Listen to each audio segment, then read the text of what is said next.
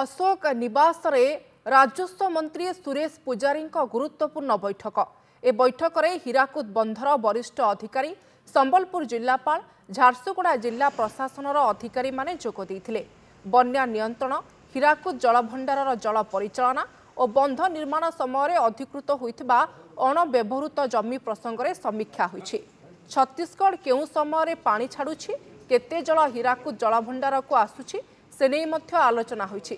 सेहीपरि सहर में बन्या नियंत्रण पई कौन पदक्षेप निया जाइछि से नहीं अधिकारी सहित अधिक आलोचना करिसेंति मंत्री।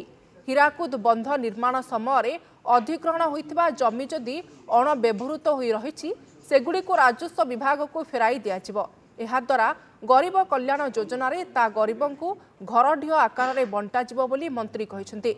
एहा सह हीराकुद डैम रु जल नहीं जलकर देउनथबा कर मध्य आदाय पई नोटिस हेबो। सेहीपरि हीराकुद सफा पानी नहीं जल भंडार को वर्ज्यवस्तु छाड़ुथबा कंपानी उपरे कार्यानुष्ठान नियाजिबो बोली मंत्री कहिसेंति।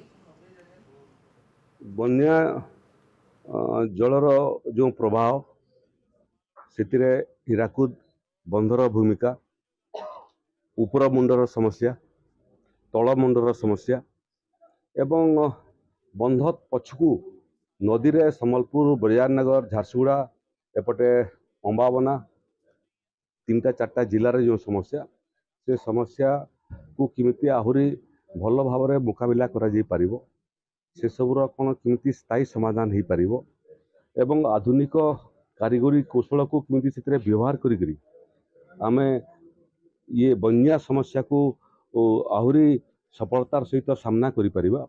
ए सब पई आज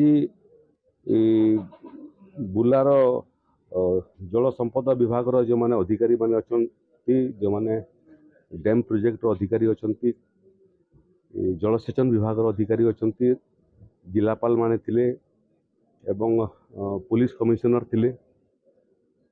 तेणु मोटामोटी राजस्व, जल संपद विभाग, पौर प्रशासन, ये समस्त जो बैठक होता है व्यापक चर्चा होती।